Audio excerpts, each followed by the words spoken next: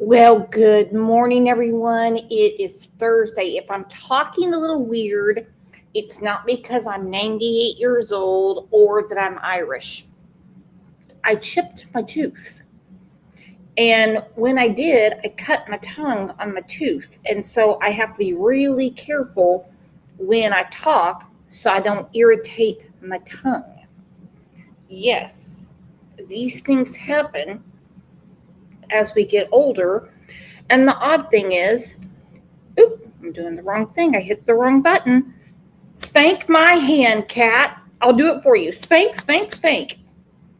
Yeah, old bones chip easily. Oh no, the tooth doesn't hurt. It's just where I cut it with my tongue. Tell you what. Oh, True Crime Beat, thank you for the reminder. Oh God, thank you. True Crime Beat said you've got the old issues. Oh, thank you for that.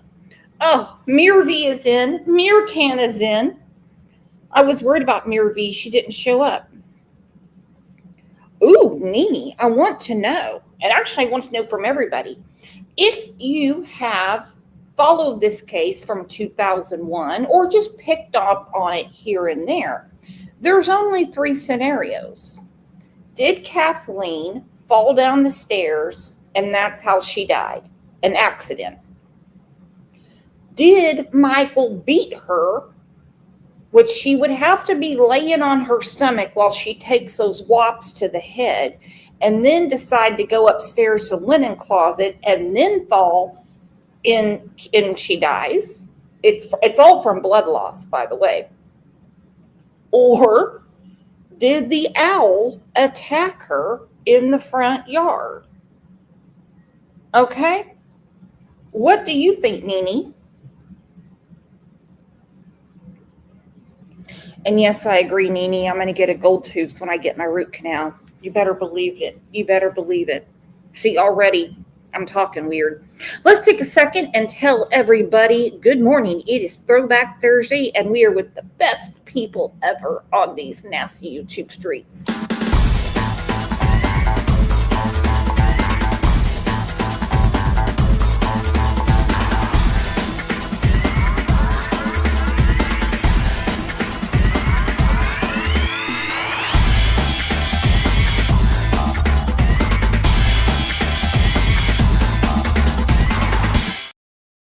All right, this happened in December of 2001, December 8th, maybe the 9th to be more specific. I've never gotten that one narrowed down. These 2 people right here, this is Michael Peterson. He's a novelist, and that is his wife, Kathleen, very high-powered executive. And they rented a video from Blockbuster, proven. It was the movie American Sweethearts. They watched it. They had a couple of bottles of wine. The wine did not come from Walgreens, because I think Walgreens needs to put on every wine bottle from Walgreens may wind up in suitcase later. If you know, you know. After watching the movie and having a couple glasses of wine, they went outside by the pool, again verified, and they were just watching stars, and they were polishing off their wine. She said, I can't do this all night. I got to go check. I got to get ready for this conference call tomorrow. But she went to the front door. Okay, she went in through the back. She went to the front door because she had a couple of these light up deers that are Christmas decorations, and she set them outside. From there, they say she was attacked by an owl, hence why there was a blood trail going from where the Christmas decorations are through the patio, the porch, going into the house, why her bloody handprint was on the door, and she was screaming for Michael. And they proved that he couldn't hear her. This isn't a neighborhood like mine where everybody would hear me. They have a sprawling estate, let me put it that way. And she started going up the stairs, and she slipped and she fell down the stairs. Okay, here's the top of the staircase. Okay, obviously it looks different than it did after the authorities got there, because he called around like 2 in the morning. All right. This is a crime scene photo of Kathleen. Now, this is not the way she landed. Okay. This is them moving her, and someone from Durham took that picture. If you look at this photo, the very corner of this staircase, that's how she was laying. Okay, so she hit on the left side of your screen where that white board is. She fell backward. She hit there. Then she knocked over to the other side. She was laying on her back, and all of that splatter is from her coughing up blood. Let's start with the family, shall we, before we get to the different theories, because they have beyond a blended family. Well, or they did. You obviously recognize Michael Peterson and Kathleen. Okay, the girl in the pink shirt, that is Kathleen's daughter from another marriage. Her name is Caitlyn. The guy behind her, that is Clayton Peterson, Michael's son from his first marriage with Patty. Patty is a big part of this investigation, and we're going to get to that in a minute. Okay, the guy behind Michael, that is Todd Peterson, again from his marriage with Patricia. The two girls at the end are Margaret and Martha. They were adopted from a couple that Patricia and Michael met when he was stationed in Germany. He was part of the Vietnam War. He was a Marine. And you won't believe it, but their mother had an aneurysm and also fell down a staircase, and they were adopted by the Peterson family. Can't make it up. Did everyone get that? Did everyone get that? James, you all be careful of this lady. True Crime Beat hasn't done anything today. James, what do you think happened? Do you think Kathleen was beat to death and she was trying to get away and fell down the stairs? Do you think the fall was totally accidental? Or do you think that the owl thing happened? Okay? That's what we're talking about here today. If you want me to do a show about me, I will. It's very, very unentertaining. All right, so let's start with the 911 call, and it obviously is not the full one because it went on for a long time. James Morgan, Unreal Stories. This is like a court case that's been going on since 2001. So, no, ick, that wasn't me. You got me mixed up with someone else. But thanks for being here. Thanks for the view. 911, where's your emergency? Peter Street, please. What's wrong? My wife had an accident. She's still breathing. What kind of accident? She's still on the stairs. She's still breathing. Please come. Is she conscious? What? Is she conscious? No, she's not conscious. Okay. How many stairs did you fall down? What? How many stairs? Stairs. How many stairs? Calm down, sir. Calm down. No, 15, 20, I don't know. Please, get somebody here right away. Please. Okay, somebody's dispatching the ambulance while I ask you questions. It's a force field, okay? Please, please. Sir, somebody else is dispatching the ambulance. Okay, is she awake now? Hello?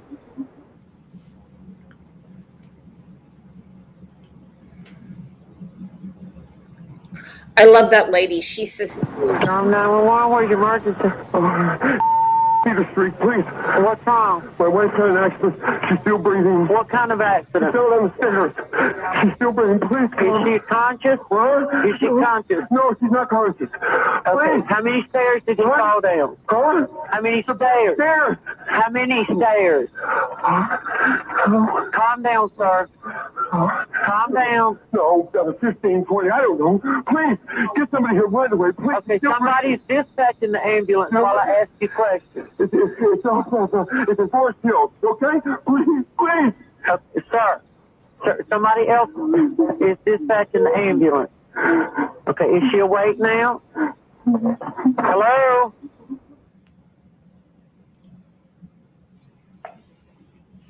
nope, she was bleeding to death from her head injury. Her head injury, but it has to do,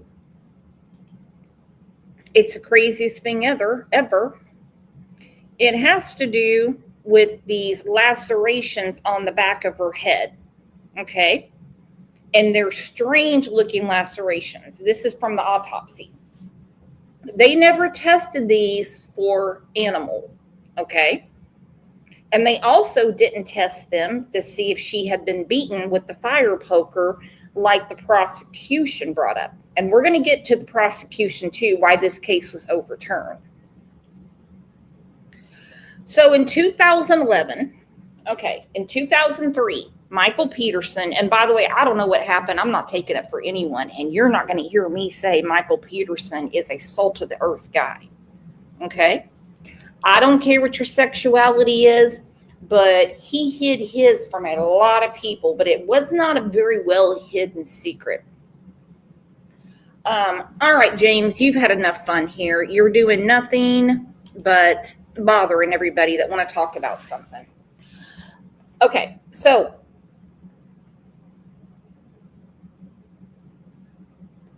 Michael, there was a big problem with the case. Okay, for one, evidence was suppressed. Two people from the State Bureau of Investigation perjured themselves on the stand. Michael himself couldn't take the stand. His attorney wouldn't allow him because, well, he's bisexual, which is not a crime.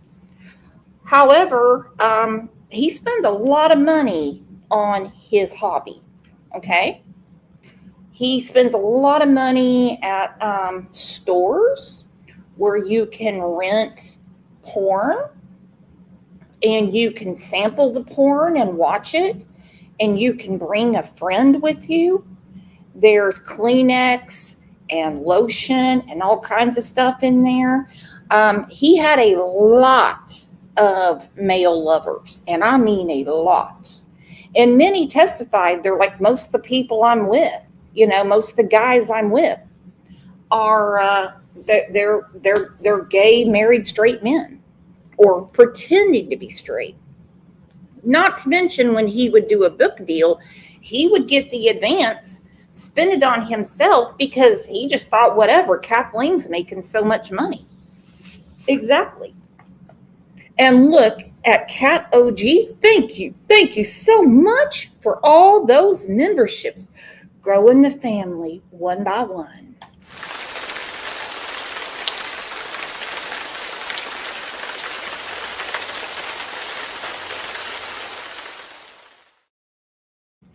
Okay, so he was found after a crazy ass trial. He was found guilty in 2003. Now, his attorney, which, by the way, shouldn't have, never gave up. This is David Rudolph, who is, by the way, one of the biggest attorneys in our country now. And he should have stayed on it, considering, well, $1 million was taken in. I know he didn't get the $1 million. I know his firm didn't get the $1 million. I know they hired their own experts, and they were put down every time. Like anytime they wanted to do their own autopsy, no, absolutely not. When they wanted to bring in their own crime scene to show what happened, no, absolutely not. And they had their own like blood spatter experts. They had their own forensic. You all know who Henry Lee is? Yeah. He told them exactly what happened just by being in that stairwell. So he got the conviction overturned in 2011. Now, what happened from there gets a little crazier.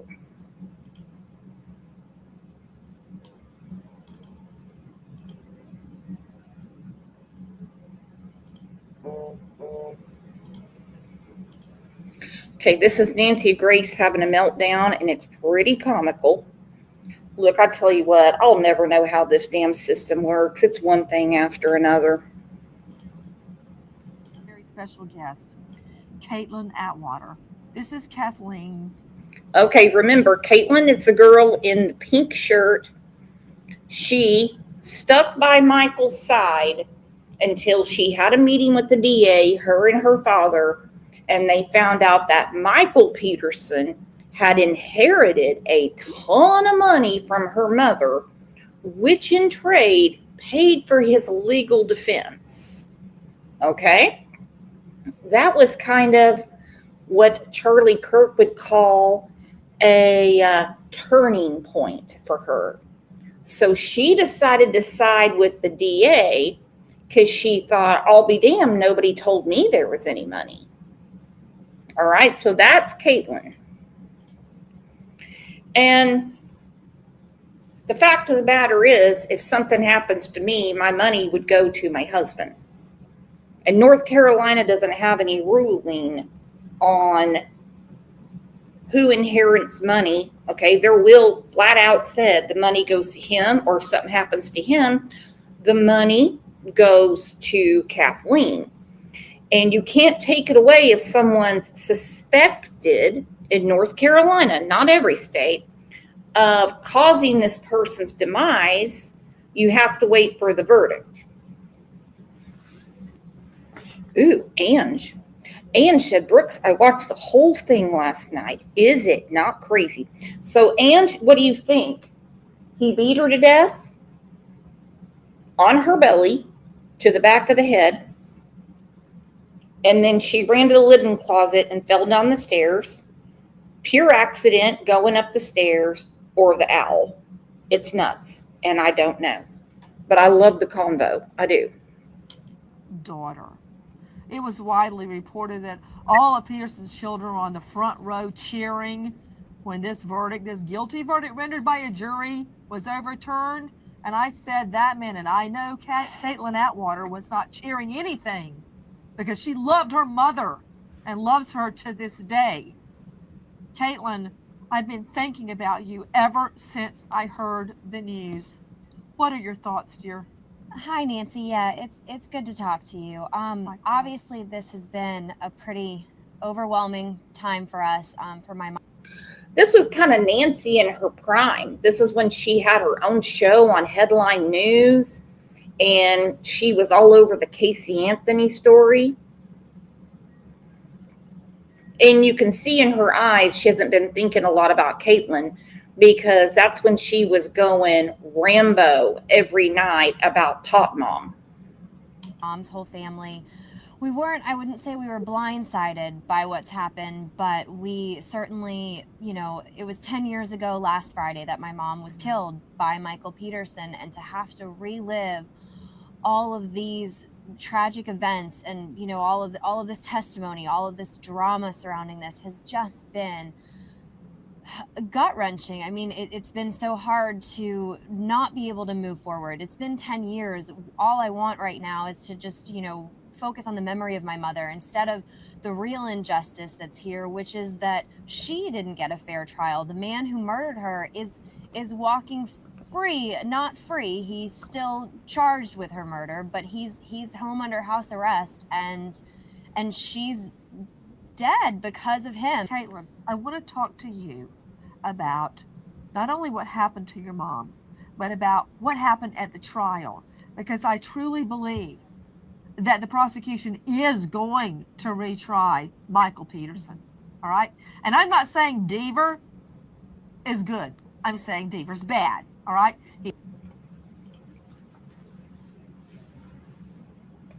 Dwayne Deaver lied. He lied on the stand in order to give the DA a slam dunk. That's not how we do it. That's not how we do it. 2 special investigators with the State Bureau in North Carolina lied on the stand. It overturned the conviction. Okay? It overturned the conviction. And also, believe it or not, they had plumbing issues because they had a ton of bats up in their attic. And the owls were all around their house waiting for these bats to come out. Well, basically about a week before she died, she got all the bats out. You'll find out in the documentary. I suggest you watch the documentary first. And there was a ton of owls around there, and they were mating. Look, I'm not trying to sell the owl theory. I just have learned a lot of fucking shit about owls lately, okay? I've never known that much about them. And some people think I'm saying owl, like, ooh, I hurt myself. No, I'm talking about this one. That, an owl, O-W-L. You know, the ones that attack from behind, the ones that pick up little kitties and put them in their nest, the ones that are warned about in like 47 states that if you're running during this time of year, an owl might, get you in the back of the effing head. Those are the ones I'm talking about. But I guess they are owie too. And Michael Peterson is no hero in this story. He's a weirdo, okay? You can't even read him. Hence why his attorney, even after all that coaching to get him ready for the stand, was like, hell no, unless you want to throw your $700,000 away. Ooh, Big T. She said, I know firsthand they are the apex of the night sky. Thank God you're here, Big T. He padded his resume. He exaggerated some of his testing techniques. That does not. Okay, so just remember, Dwayne Deaver is one of the main reasons that the conviction was overturned in 2011. After that opened Pandora's box, the Innocence Project came in and said, well, if he lied on the stand about Michael Peterson, who else did he lie about? And other people were released from jail. Okay? I still say if all of these people had gotten a retrial, they would have been more fair. Let me put it this way. They could still be guilty, but I'm saying it would be more fair. The table wouldn't be tilted, if you know what I mean.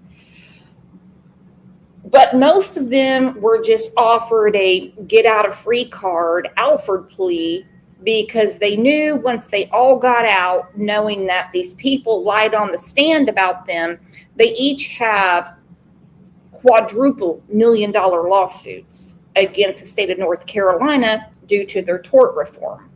So they made it more difficult where you're going to have more money to go to trial. And like 15 people between 2011 and 2017, and still ongoing from this, took an Alford plea. Not Alfred as in Alfred, A-F-A-L-F-R-E-D. It's A-L-F-O-R-D.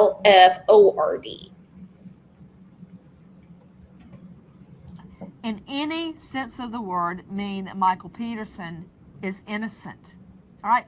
Could you tell me a little bit about the $1.5 million life insurance to which Michael Peterson was the beneficiary? I mean, like you said, thank you for saying that, what happened with Deaver is not necessarily good, but it doesn't change a lot of the evidence. And there certainly was a big strain going on in my mom and Michael's life around the time of her death. What was that? Money, right? I believe so. I mean, I was away at college, and I certainly think, parents would shelter their children from hard stressors in life. Anyone would do that. But there was definitely a tone of stress among my mom's company. Her stocks were failing. At one point, she called me devastated because she had to lay off her own boss that day. And I know that there was a lot of tension. Christmas was going to be, it was her favorite time of year, which is what, makes this such a hard time for us. But it was definitely going to be a little bit scaled back that year. You could tell there was some tension. Caitlyn Atwater, who held her head up throughout the whole trial, the love of her mother's life, and to this day is still there fighting for justice. To this day. Now, this is what love is. Look on your screen. Do you see Caitlyn? Yeah. She's still here fighting it out. Caitlyn, describe what you learned about that night. I mean, come on, your mom was not out at 2:00 in the morning sitting by the pool in 40-degree weather. That's just not true. Nancy, what's been so hard about all of this is that, I don't think Nancy gets it. Okay, she should, because she's rich as well. They definitely were outside. Okay, and they have those warmers. And so they were outside. Yes, it was 46 degrees. And some people don't mind that. They like the cooler temperature. They don't need it. They don't need everything to be 90 degrees. And it was a common thing for them to do. They know how much propane or oil or whatever they used in that heater as they were laying outside.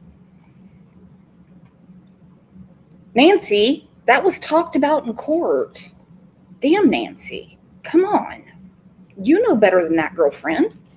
Nancy, what's been so hard about all of this is that, first of all, I did sit there every day through the trial, and it's the longest trial on record in Durham, North Carolina. It was over 5 months long, and there was a mountain of evidence, and it was a process to discover the truth about my mom from the day that I found out she died. No one wants to hear any of this news. No one wants to hear that my mother was dead, that she was murdered. But as the facts fell out, there was just a mountain of evidence, and it became very clear what happened. And it certainly is a tragedy that it wasn't because of the blood spatter that he's getting a new trial, but he certainly, there's more to it than that. No, his conviction was overturned. He was put on house arrest. He was only allowed to be around his house. He could leave his house at 6 in the morning. He had to be home at 10 p.m. Okay. I'm not saying that's hard time by any means. And I'm sure it burnt her ass. What irritates me about some of these people in any of these stories, I'm not picking on Caitlyn, I'm not picking on her, is that they're all on one side until they find out there's money. And then suddenly they don't like the person anymore. They don't like that person anymore. If something happens to me, the money goes to my husband. I mean, today I have made $20 in gift memberships. That would all go to Greg. Okay? He'll be lucky. Look at him go. My kids wouldn't get anything. That would be after the mom and dad are passed away. But that really got her going. So her father got her an attorney, and they started fighting over this life insurance. Well, the thing is, money had already been spent, and it was in an escrow account with this guy right here, David Rudolph. That's his attorney. And then when it's an escrow account, it's not going nowhere. Okay. She filed a $25 million wrongful death lawsuit. Good for you, girlfriend. So Michael's money that, yes, he inherited from Kathleen was tied up, but nothing could be done with it until the trial was over. As she said, it was 5 grueling months. So she got, I can't remember how much, and it still stands because he didn't get retried. He took the Alford plea. Alford.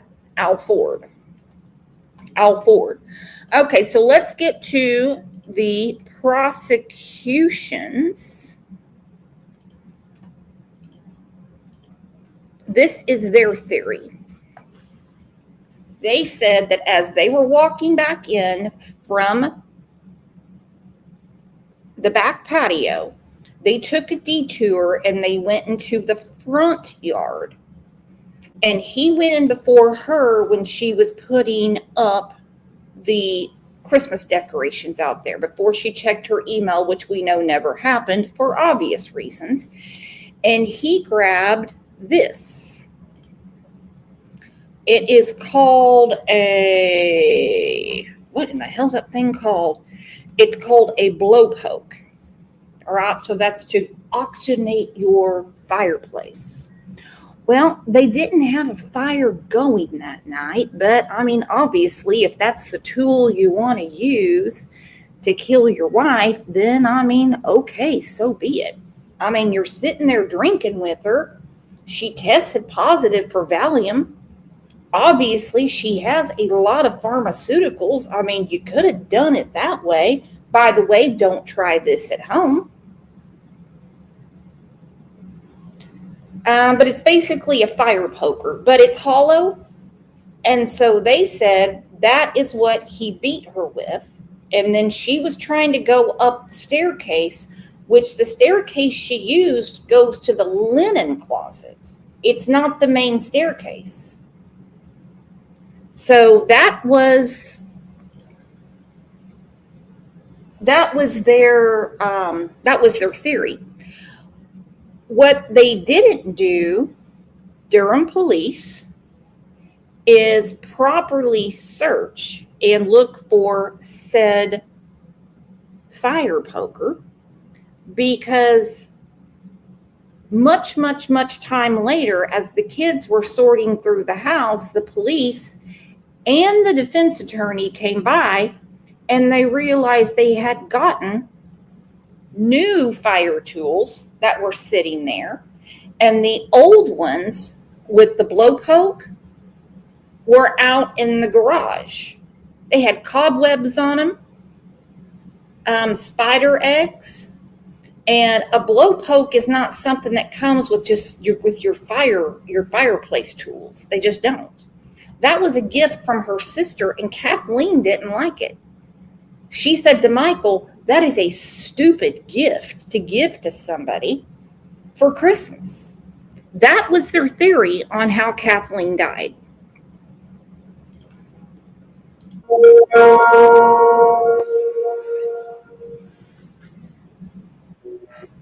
The defense attorney came full circle today. In opening statements, he pushed play on a CD player. The jury heard Michael Peterson's call to 911.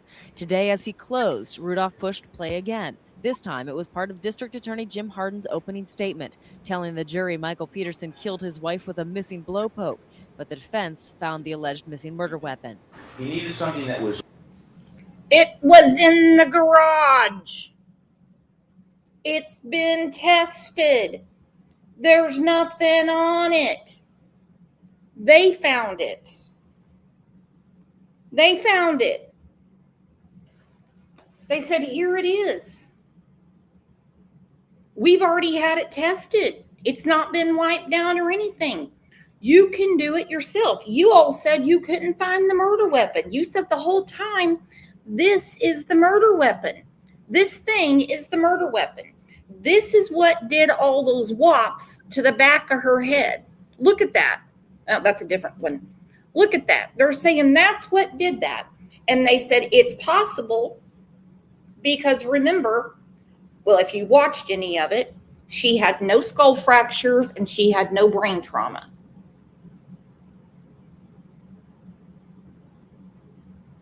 But the medical examiner, after having a meeting with the DA, who is now a judge, lucky for North Carolina. He's a judge magistrate, lucky for you guys in North Carolina, and the ADA. She went ahead and she ruled it a homicide.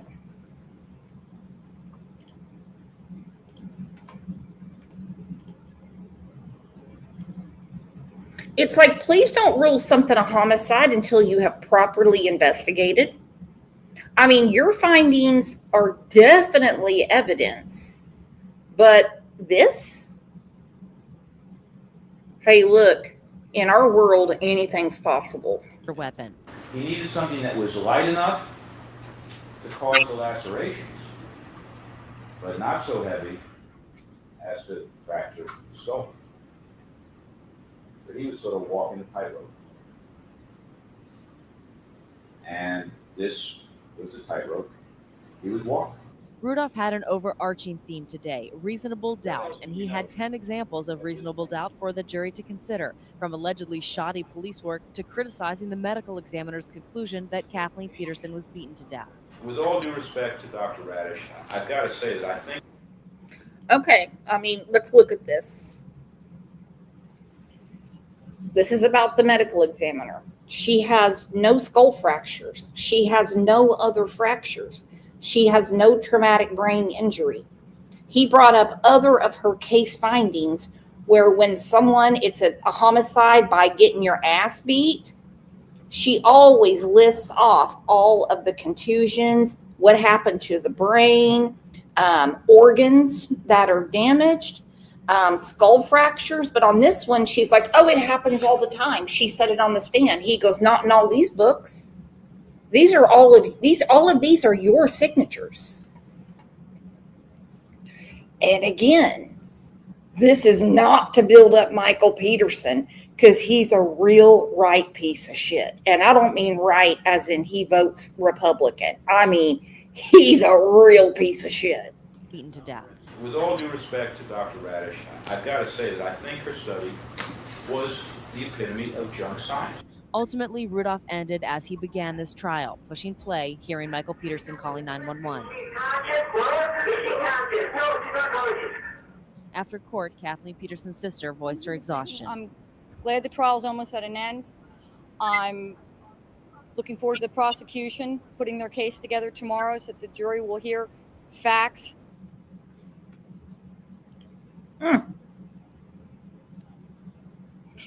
Ooh, yeah, her sister, and I don't blame her sister and I don't blame her daughter.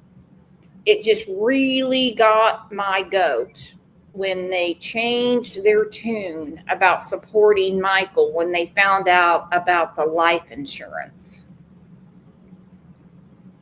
and the stocks that she had. Yes, her stocks had plummeted, but they were still there. All right. And then, and owls have killed many of people. Did y'all hear about those people that were, I think they were in Alaska and they were hiking and that owl came out and like scratched one of them's eyes out and the other one was trying to get it off.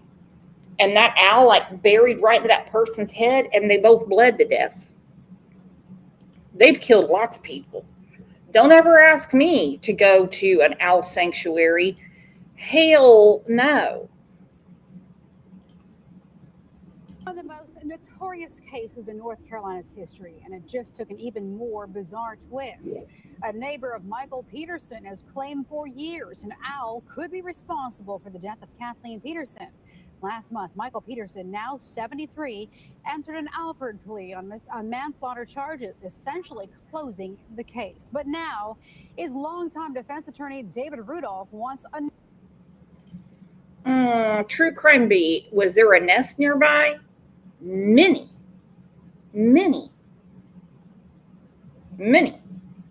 It was mating season. Not to mention a bunch of bats had escaped from their attic, and so there was even more mating there because owls eat bats. On top of that, something that the medical examiner could not explain. Okay, look at the back of her head. I hate to keep bringing this up. One thing you can't see on here, because I don't want to show you the real picture, she had wads of her own hair in between her fingers. As she was running back inside, she shut the door and she was yanking out wads of hair from the back of her head. She was missing a lot of hair. In that hair that they had tweezers pulling out, what they failed to mention and they failed to do was microscope them put them under a microscope, because when it was done later, there was like danders from feathers that come from an owl. But the only way to know the true story is for Caitlyn to exhume her, and they can actually test the back of her head. But she had wads of her own hair, lots of it. Now, I don't know about you. If someone's beating my ass, I might run up the stairs and lock the door. That's probably what I would do. But I'm not going to be pulling out my hair. No, I would not.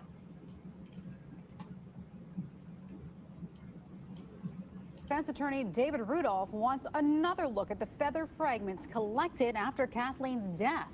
CBS North Carolina's Derek Lewis talked to the man behind the theory. Larry Pollard and his wife Brenda were next-door neighbors to the Petersons when Kathleen was killed in 2001. Larry has believed it was an owl that attacked Kathleen and caused her death. Believe it or not, it is very simple to prove. And I have been trying for 14 years. Over the phone, Larry talked about how he came up with the owl theory. I made an association with the birds that are in our neighborhood, the sounds that they make, and the evidence that was being produced in the Michael Peterson case. No one listened to Larry for years. He says people would roll their eyes and say his claims are ridiculous. What's people afraid of? The truth? But just a week before, a city councilman's wife was attacked, back of the head, her scalp almost ripped off, went to the hospital, tons of blood. She was missing hair because she was trying to rip the fucking owl out of her goddamn head. And it was an owl attack. Just a few weeks ago, David Rudolph, and I'm not trying to sell you on the owl theory, OWL. It could still have been Michael. It could still be that she just had an accident going upstairs to go to the linen closet. Okay, at this point, I don't think we'll ever know. I'm just really intrigued, especially since I've been watching all these damn owl videos. It's driving me insane. I think I need an owl group in Discord. So, I mean, these attacks had been going on a lot. Why did they not look at that, at least just to clear it out? And why did the medical examiner not test these scratches, lesions, whatever you want to call them, cuts, whatever you want to call them, to see if it came from an animal? Do y'all remember the preppy killer from back in the 80s? Yes, I'm telling you how old I am. He killed that girl, and when he was questioned, they saw scratches on him, and they said, "Where did that come from?" And he said, "Oh, my cat." And they said, oh, "Okay, we'll come down to the station because we have some stuff." And this is way before Jurassic Park, okay? This is way before DNA. They said, "We have a way to test that to see if it came from a human or an animal." Well, guess what? It came from a human. Why did they not test hers? Why did they not test Kathleen's? What's people afraid of? The truth? But Brenda Pollard has always believed her husband's theory. Digging for the truth behind Kathleen Peterson's death has not been an easy task. After guilty verdicts, 8 years in prison, and mistrials for Mike Peterson since 2001, his attorney, David Rudolph, filed a motion last week to examine and test feathers as evidence. How does it feel? Vindication for Larry Pollard. Larry says Rudolph contacted him days before filing the motion. The reference to a feather that was found by the medical examiner, who found clumps of hair in her hands when she was taken to the morgue. 15 years later, Larry... That's exactly what they found, but they didn't report it. She had clumps of her own hair in her hand, but they didn't report the dander from the owl feathers. Now, they're still in evidence unless they lost it. Now, think about that. Why did the medical examiner not report that? Found by the medical examiner, who found clumps of hair in her hands when she was taken to the morgue. 15 years later, Larry feels like people are finally listening to his story. If the theory is true that an owl did attack Kathleen, her case would no longer be considered a murder. And if it doesn't fit the definition of murder, Mr. Peterson is automatically an innocent man. After accepting an Alford plea a few weeks ago, Michael Peterson is a free man, but some people feel the truth is still in the dark. In Durham, I'm Derek Lewis, CBS, North Carolina.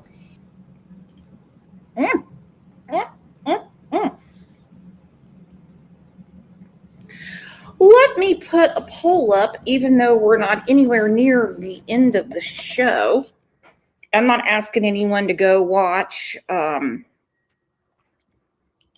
the documentary, or now the show on that. Oh, that's me talking. I'm putting a poll up. Give me a second. Start a poll. What do you think happened to Kathleen?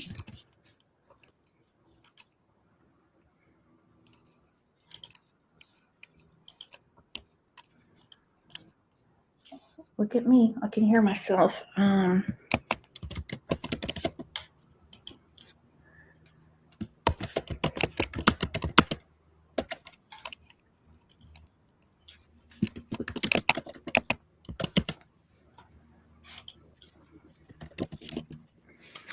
right, the poll's up. Craziest shit I've ever heard. But the lying DA, the judge is the one that overturned the conviction because the judge didn't know that they were hiding. He didn't know that they were keeping evidence away. He didn't know that the medical examiner didn't say anything about the owl feathers. He didn't realize that the medical examiner, when she was up on the stand, didn't say anything about how she had her own hair between her hands. She only mentioned the blood, which she called defensive wounds.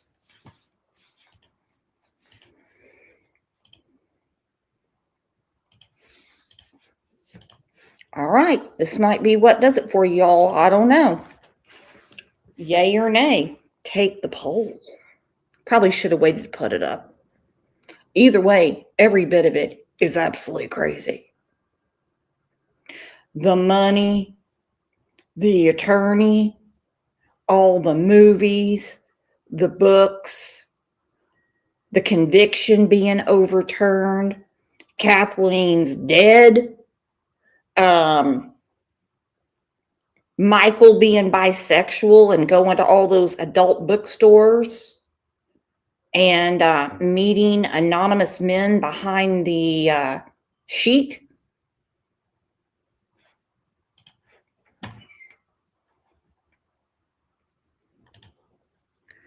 Jenna, were there talent imprints on her head? The medical examiner didn't note that.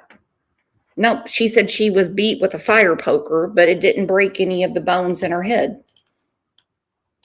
Theory. Is there anything to it?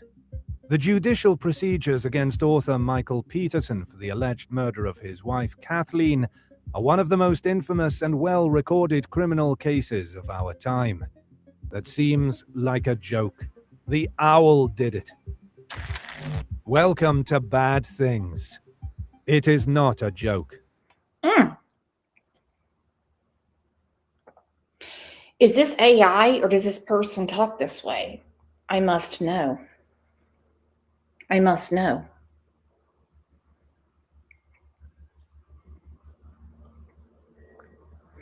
Well, I mean, what is the case we did out of Corpus Christi a couple of years ago? Caleb Harris. And the police and the DA jumped the gun and they didn't really do their backtracking and front tracking and their paperwork. I hate it when they rush. Now, I mean, out of pure frustration, I'll say things like, oh my God, what's going on? What are they doing? But we know what goes on when they rush. Because you're going to have a jury that sits there and goes, this shit makes no sense. And even though the owl theory, which asserts that a barred owl was responsible for the series of events that led to Caitlyn Peterson's death, was excluded from the trial, the far-reaching theory still exists. The motivation for Peterson's guilt given during the 2003 trial was an unusual combination of Peterson's intention to cash in on his wife's life insurance policy and a violent argument between the pair when she realized he was having a long-term homosexual affair.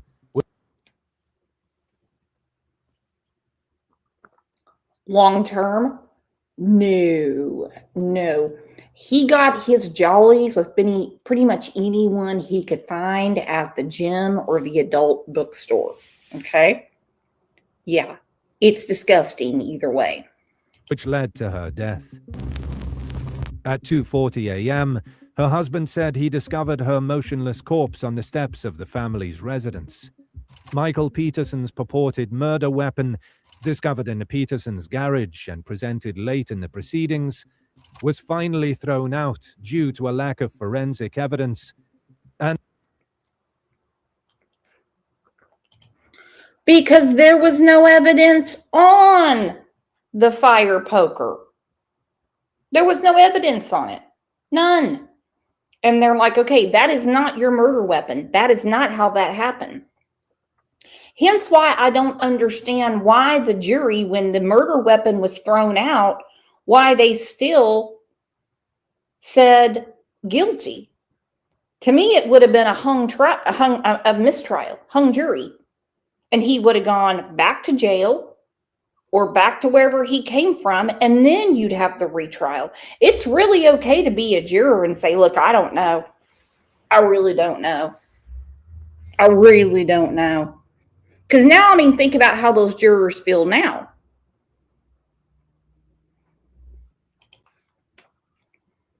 The judge, under North Carolina law, once the murder weapon was thrown out due to lack of forensics, he should have called a mistrial, and then none of this would have been going on. There would have been a whole new investigation. They would have exhumed Kathleen without anyone's approval, and they would have gone from there. the fact that it had been sitting in the same position for a long time before and after her death. Peterson was convicted and sentenced to life in prison without the possibility of parole. A court ordered a new trial in December 2011 after deciding that a key witness had misrepresented his forensic ability and provided materially misleading and deliberately false testimony on bloodstain evidence. Peterson has been a free man since the day that decision was made. If not for the prosecution's error, the case may have gone in an entirely different direction, blaming an owl. But how might an owl be responsible for Caitlyn Peterson's death?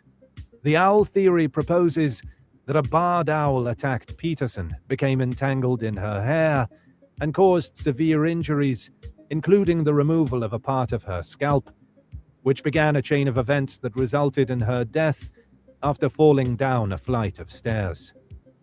The hypothesis initially surfaced in late 2009 when Peterson's friend and neighbor, attorney Larry Pollard, re-examined the case evidence. Her autopsy showed 7 lacerations, including particularly deep ones in the back of her head, as well as pine needles adhering.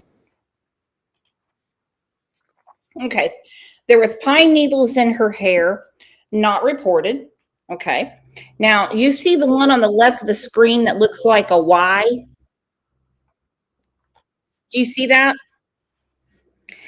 They actually filled that in for the jury, and then they showed an owl's talon. And the owl wasn't in the house. Kathleen went outside to put up these 2 deer for Christmas. You know, they're white. They have a big velvet red bow on them. When you plug them in, they light up. People see them coming down the driveway, you know, that type of stuff. Because there was blood drops going into the house. and her hand touched the door. She left the door open. She shut the door. So you have a handprint. She starts yelling for Michael, who was either 3 sheets to the wind and passed out, or he truly couldn't hear her. They proved in court there's no way he could hear her. And then she ran to the stairs to go upstairs to get something to stop the bleeding in the back of her head.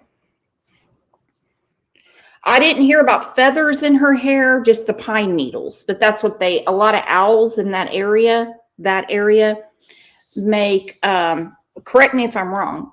I don't care a bit about how they make their nest, but they use a lot of pine needles in their nest. Okay, so she's running up the stairs, and obviously she's in shock, she's in panic, and she falls back. She hits her head on the left side of your screen, where you see where she's holding on to which she wasn't holding on to anything because she was holding the back of her head because she was bleeding.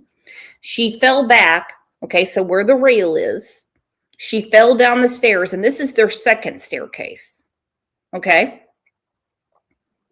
She hits that trim right there at the left of your screen. That knocked her to the other side, and that's where she was originally found. When she kind of started getting her bearings about her, all of that spray there is from her coughing and coughing and coughing and coughing. And the internal injuries, they have said, were definitely from the fall. That's why she had so much blood in her lungs.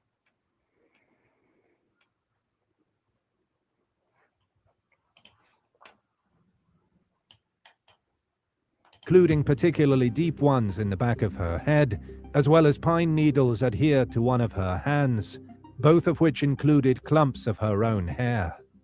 Pollard found that the victim's left hand strands of hair had 3 tiny feathers in them. In fact, Pollard and several ornithological specialists noticed that the pattern and form of the incisions on Kathleen Peterson's skull show a weapon that was not a fireplace tool. If the perpetrator was an invader, evidence pointed to the barred owl, which is a common species in Durham. The theory was even considered by Michael Peterson's lawyers if he was to face a second trial. The keyboard detectives weren't so sure that this defense would fly, though. The consensus was that these feathers could have come from anywhere, including pillows or duvets. As one contributor said, it was actually microscopic feather fragments that were found and were never identified as any species of bird. They could have just as easily been from a pillow, an old bird's nest, or any number of sources.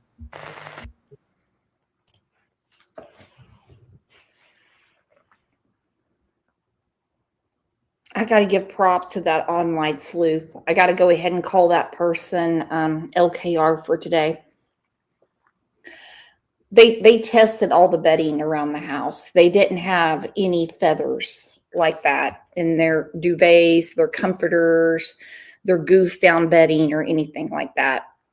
And also remember, she had wads of her own hair in her hands. Okay. If the hypothesis was brought to court, they would depend on Pollard's vast research on owl strikes on people, as well as the evidence of experts such as Kate Davis, executive director of the Montana-based organization Raptors of the Rockies. Davis was interviewed for a report about a local raptor attack on a youngster who had been sledding about the same time that Pollard was investigating the owl theory. Later, Davis got a phone call from a member of the documentary crew for The Staircase, the Emmy-winning series covering the Peterson case. The producers had conducted their own research, but they needed the help of an expert on owls, someone like Davis. Davis was sure that an owl had attacked Kathleen Peterson, putting in motion the circumstances that led to her death at the foot of the staircase. After examining the evidence, she based her conclusion on the form and location of the victim's wounds, which matched how the owl's talons would hit the season of the attack, in December, when owls are mating and fiercely territorial, the existence of the little feather, since owls' feet are covered with feathers, and the impact power. According to a 2014 paper published in the Journal of Experimental Biology, an owl weighing less than 1 pound may swoop on a mouse with 150 times the rodent's weight. If a 175-pound person were struck with the same force, it would be comparable to being struck by a 13-ton truck. Undoubtedly, an owl attack may inflict blunt force trauma. Okay, recently, this guy from Medfield, Oregon, he was on the news and he was like, yeah, I was just hiking. And he goes, I got struck by this owl. He didn't think he was going to get away from it. Now, they had to give him a lot of antibiotics and a lot of shit and a lot of stitches. And there was a lot of states where you're out there hiking, fishing, jogging, where you see stuff like this. If you're in this area, you better make sure, be careful, especially times of night. An owl might attack you. They didn't say kill you, but it might hurt you real bad. Mrs. Peterson weighed 120 pounds, and the suspect bird in the owl theory, an adult barred owl, weighs between 1 and 2.5 pounds and can fly up to 40 miles per hour. Obviously, the truck simile is outside the scope of a raptor's strength, but the conclusion is clear. An owl's attack may produce blunt force trauma. In addition, raptors are known to dive bomb people when they feel threatened, attacking the head almost invariably. In 2015, for instance, there were many barred owl attacks on joggers in an Oregon park. The victims of these attacks, which gave the birds the moniker Owl Capone, sustained many quarter-inch talon lacerations. Davis further notes that the victim would have been caught off guard since the owl's feathers, which are serrated on one side to cut through the air and fringed on the other, make it silent in flight. In a March 25-minute interview with Raleigh TV station That bitch is crazy holding Al Capone. I'm telling you, that bitch is crazy. Every time you see old Jack Hanna out there and he's holding an owl, my God, he looks like a damn ICE agent. He's covered from head to toe and he's got a big damn leather glove on him and the thing just sits there and he's like, just stay still, just stay still, just stay still. I'm like, I can't even watch this on TV. I'm afraid the owl's going to come through my TV and get me. WRAL, Pollard elaborated on the owl theory. The other wounds that are on her body seem to give a compelling case to this having been done by an owl, he said. The injuries to the eyes, and the injuries to the elbows, and the little pockmarks on her wrists, here and here, all are consistent with her having her hands over her head, holding onto her hair, because something is grasping that hair. How did it supposedly happen? According to Pollard's timeline, Kathleen Peterson and her husband had been drinking wine in the backyard pool at night. Her blood was also discovered to have traces of anti-anxiety and muscle relaxants, according to the toxicology findings. Kathleen headed to the front yard to arrange some animal-shaped Christmas decorations. This is where the raptor launched its attack. Peterson was out of hearing range while his wife battled the bird. The victim then entered the house. This explains the blood that was discovered on the front stairs and on the inside of the front door. She then ascended the back stairs, likely on her way to the master bedroom, while under the influence of alcohol and tablets. However, when reaching the last step, she slid backwards and landed at the bottom of the staircase. A photograph of the murder. Because as she was going up the stairs, she was losing a lot of blood from her scalp. A ton of blood. She slipped in her own blood.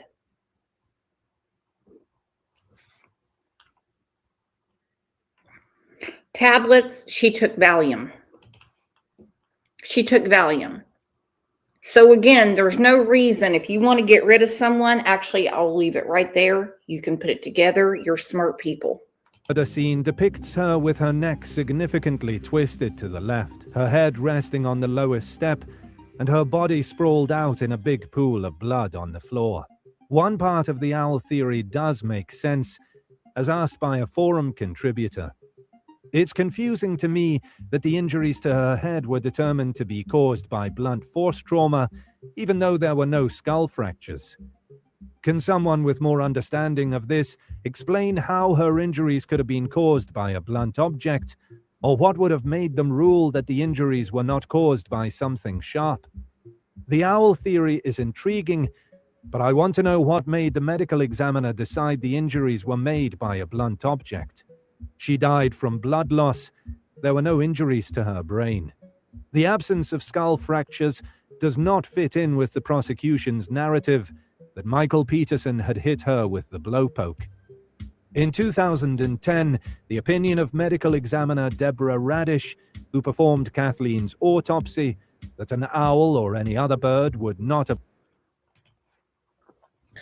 This is a theory that they wouldn't let the defense introduce. And they really thought, since the murder weapon, David Rudolph, that's Michael Peterson, who, by the way, is a piece of shit. No one's here to defend Michael Peterson. He's a real piece of shit. So that's David Rudolph.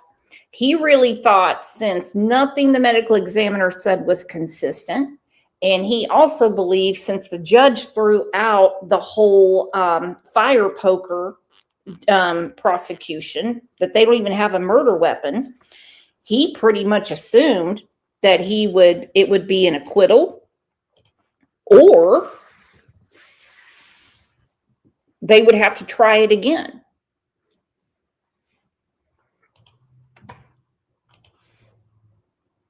And now the medical examiner is in hot water. Those two dudes that testified from the State Bureau of Investigation, they're in hot water. They have been for a long time. They're opening up everybody else she medically examined, and anyone else that these other two dudes testified about. The Innocence Project is all over this. And had hit her with the blowpoke. In 2010, the opinion of medical examiner Deborah Radish, who performed Kathleen's autopsy, that an owl or any other bird would not have left wounds as severe as those discovered on Kathleen's scalp, was questioned in 3 separate affidavits by specialists. The specialists were Dr. Patrick T. Reddick, professor of veterinary medicine at the University of Minnesota, Dr. Alan Van Norman, neurosurgeon and owl expert, and Dr. Kate P. Davis, director of Raptors of the Rockies. Over time, the chief counsel for Michael Peterson has realized that the owl theory is more believable than he first believed. There have been hundreds, if not thousands, of recorded cases of owls attacking the heads of their victims, which convinced Rudolph. Rudolph disclosed Michael eventually accepted the owl theory as a potential explanation for what happened to his wife. He said, "He was like the rest of us. I think he dismissed it at first, but again, I think like with me, gradually over time, you start to take it a little bit more seriously, given all the other information that exists. In fact, there's evidence at the scene that tends to support it, and there's certainly nothing that I'm aware of that refutes it or makes it impossible." Maybe Michael Peterson trained the owl to attack. Nothing, even as ridiculous as this statement, is outside the realm of the staircase. Michael.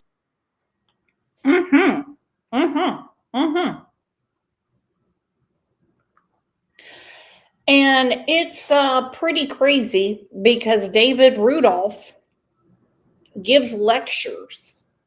And these aren't cheap lectures. He gets paid a lot of money for these lectures at law firms. Law firms and law schools, where he talks about, in hindsight, especially in Durham, North Carolina, and knowing that the murder weapon, hindsight's a bitch, because he did not know that the SBI was pulling that shit. He didn't know that the medical examiner was pulling that shit.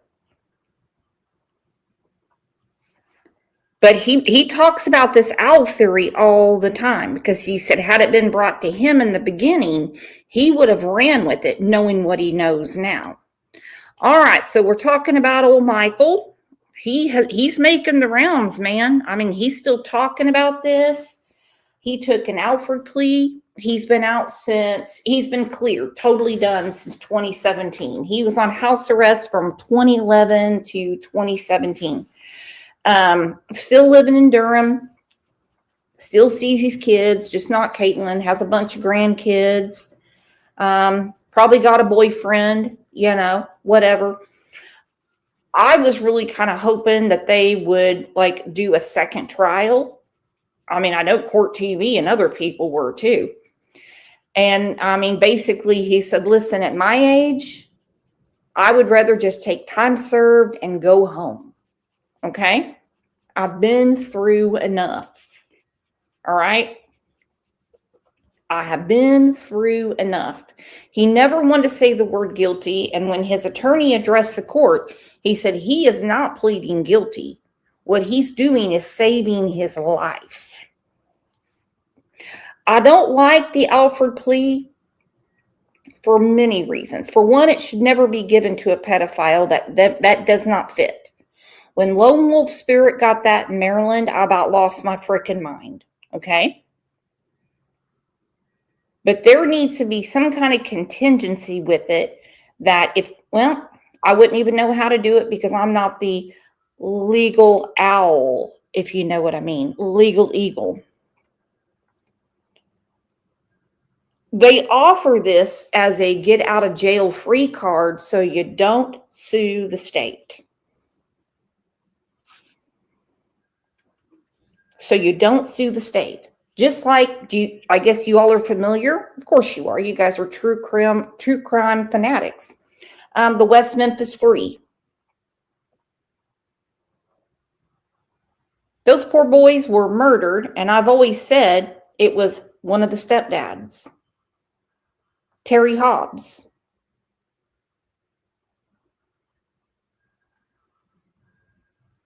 And they were going to execute Damien. And the kids were like, oh, I don't want to plead guilty. But they were like, we're going to have to because they're about to kill Damien. But the whole thing was either we retry you and you're going to get a bunch of more ignorant ass people from West Memphis, Arkansas, and they're going to bring up your satanic activities and all that stuff again, and it's going to spook them again, and then you're back in the same hot water, or you sign this Alford plea, you're done, you're out of here, but you can't sue the state of Arkansas. Kind of the same thing with Michael Peterson. Look, we can retry it, but they're going to go ahead and bring up how you go to the adult bookstores and you eat ass and smoke weenies and all this stuff between black velvet curtains after you put $5 in a machine to watch porn. They're going to bring that up. And it's only going to take a couple of jurors to turn their stomach. That's sad but true.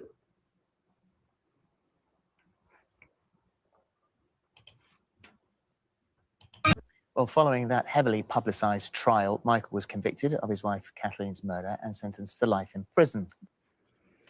Let me ask you all this. His first wife, Patty, made it clear when the trial was going on that she was very well aware of Michael's indiscretions. And she said, him or her discretions. Okay. Did Kathleen know or not? Because according to Todd Peterson, he had a feeling that she did because she was bragging to a friend about something that he does with his tongue to her bun hole. I don't know. I'm just asking if you, that's their marriage, not mine. Okay? That's their marriage.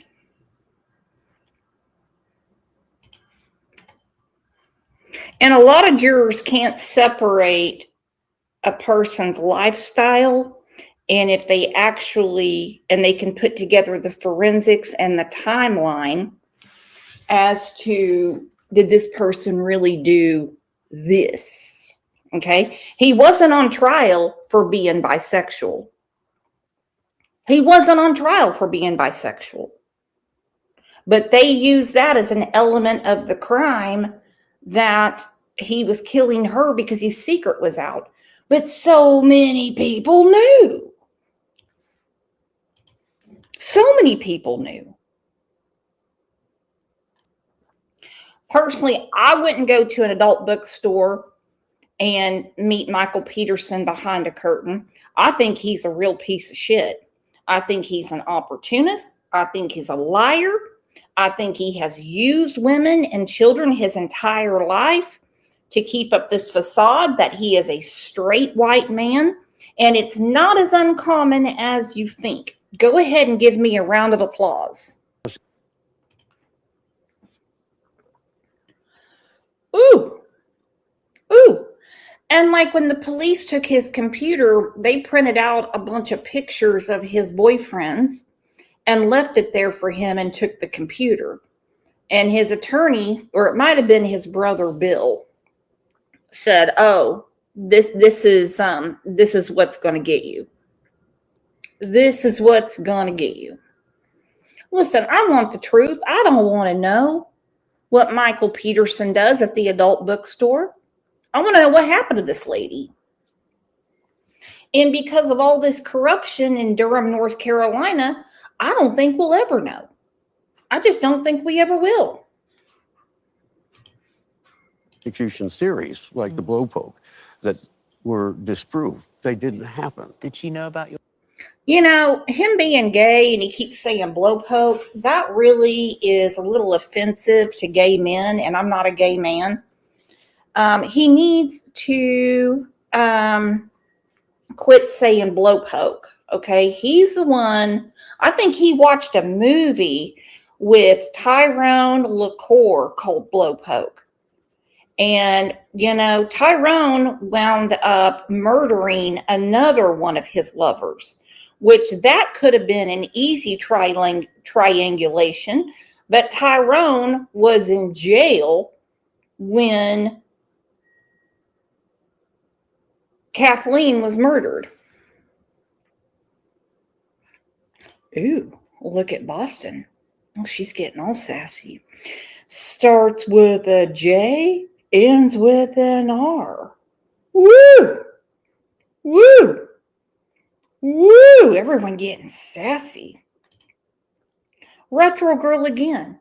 If adult bookstores were grounds for going to prison, those are consenting adults. Okay? That's it. Oh, I need a bingo card. Every time he says blowpoke, I about throw up. Okay, so not in horrible debt. She never signed the life insurance policy. The money he got was from her work. Please hit that like and please hit that hype when this is over. Hit the like now, the hype later. You get 3 a week. If not, I'll blowpoke you. Okay, before we get to this, I have to explain it quickly. So, of course, in the middle, you see Michael and Kathleen. The girl in the pink shirt, that is Caitlyn. She is Kathleen's biological daughter she had with Fred. The guy behind her, that is Clayton Peterson. Okay. Behind Michael, that is Todd Peterson. Those are Michael and Patricia Peterson's sons. The girls to the right of Todd are Martha and Margaret. Okay. They were adopted by the Peterson family after their mother had an aneurysm and fell down the stairs as she was going up the stairs. Wow, I don't even know what year. Sometime back in the 80s. And tell the truth, Lion Mike. You didn't have another $1 million for him to go through another trial. So it was like either we take this back to court, or, and that's going to cost you $1 million. If you don't have the $1 million, I can't help you, because now is going to be harder than the first time. Or you go with the public defender, and we already know that they're going to get their information from the state and from the last trial, and they're not going to hire experts. But now he's 83 years old. He's like, or you sign this and you're free to go today.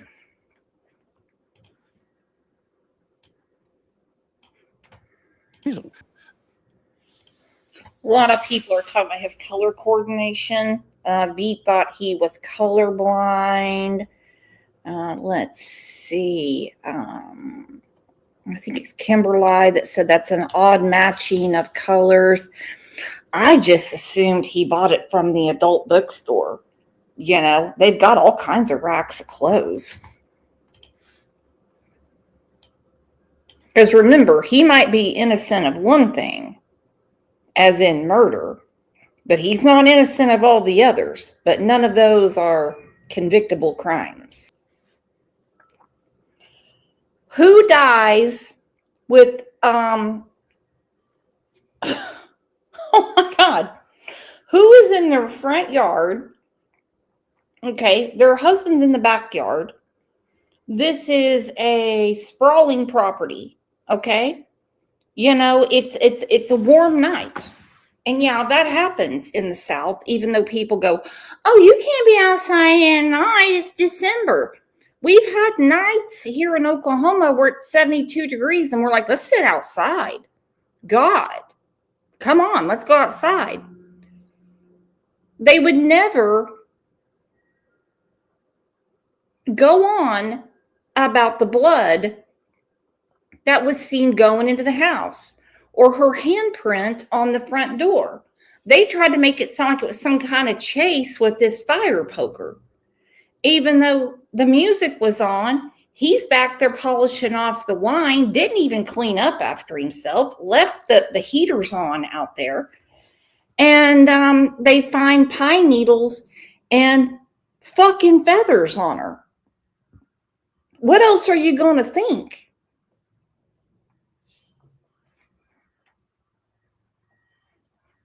I mean, the guy just keeps saying, I don't know, but I didn't kill her. That's not a normal crime scene, especially when you have your own hair between, you're trying to save yourself and you're pulling out your own hair. And they take your hair and pine needles and pine threads and feathers between it. And they said, no, this is homicide.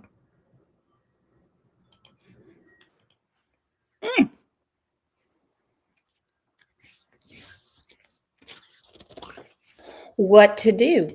Bama, Brooks, have you seen the headline news recently? It's news. No. Do tell. I've been sitting here talking to all of you. All right, so what do you think? He beat her with the fire poker? The owl? The Valium and the liquor and the Flexerol in her system? What do you think happened? I don't know. I don't know. But either way, there's not going to be any more investigation. And he is out to live his life.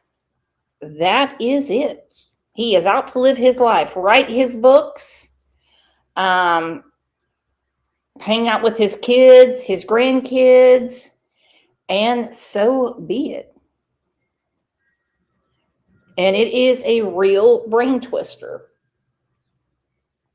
Like I said, Did she go inside to check her email, which we know she didn't do? We know that she went outside to put up some Christmas decorations. So did he catch her in the front yard and start beating her ass all the way in? And then she shut the door? How did the pine needles and the feathers get on her? That's what I want to know. And why did the medical examiner not put that information out there? And why did the DA said, I need this case? And then soon after became a judge. I don't know. You do the math, but I can tell you one thing. The owl will never be put on trial. Well, you guys are the absolute best, and me love you long time. Thank you so much for being here, because I love Throwback Thursday, so we can really look at things, whether they've been solved or not. But I love looking at old cases. You guys are the absolute best, and I'll see you back here tomorrow morning. You can probably take a guess at what we're going to be talking about. Have a safe one. Have a great one. Bye-bye.